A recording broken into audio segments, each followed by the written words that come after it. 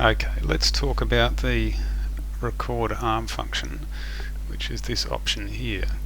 If I turn it on, I'll select one of these channels first, and just note that when I have a selected channel here and I press record arm, the selection will disappear because that doesn't really have any relationship. This basically overtakes the function of all of these select buttons to make them become arm record buttons.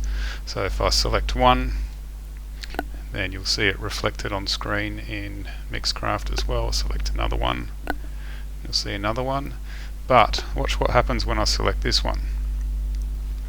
When I select the third one, it actually acts like a radio button in this case, and it's selected channel 3 for recording. If I just expand that one out a bit, but it's turned off channels 1 and 2, as you can see on screen as well. So what this means is, in this particular case, I've got my audio interface set up. If I just quickly go to MixCraft preferences and we'll have a look. Now we can see I'm on ASIO, I'm using Dante in and Dante out. This is a 32 channel in, 32 channel out setup. So I'll click OK.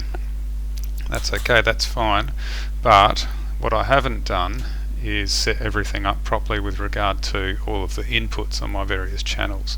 So here I've got input 1 and input 2, and channel 2 is receiving from input 2, but channel 3 is also receiving from the stereo input 1 and 2, and that's where MixCraft is going to say no, it won't let you record onto two channels from the same location. So I need to actually make sure I change this one to 3, channel 4 I want to change to channel 4, channel 5 to channel 5, and channel 6 to channel 6, and that should do for the sake of the exercise for now. And now I should be able to select all the surrounding channels from 1 to 6 at least for all the ones that I've set up, except maybe I didn't do something correctly on channel 6. Yes, it looks like I messed something up there. It should be this one. Okay, and that should, what did I do for channel 5? Did I get that wrong as well? Oh, I accidentally set channel 5 to channel 6, so I need to set that back to 5. And if I turn that one off, and now I should be able to turn on recording for channel 5 and 6 as well.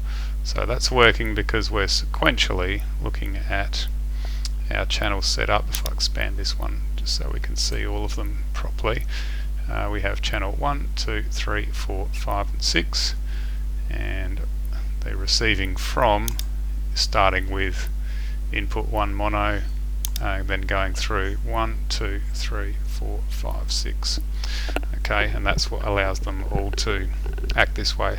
So there's a bit of a delay when you're doing this with MixCraft when it comes to record arm, and that's certainly apparent if you were to try and use the Shift and Arm All feature.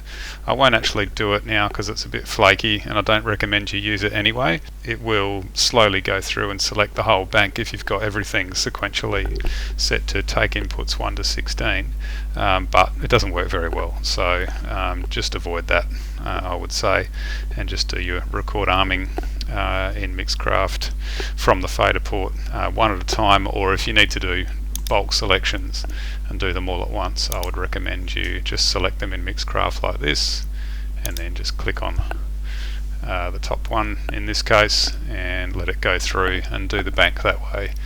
It'll be a lot less confusing than trying to use this and wondering what it's doing when it doesn't all happen at once. Okay, so that is the record arm feature, and if I turn it off, then we go back to the selection. So it's showing 6 tracks selected at the moment because I did select them all in MixCraft just using the shift click option on the regular keyboard and mouse, and because it isn't possible to use shift to multiple select from the FaderPort to MixCraft using the shift key on the FaderPort itself.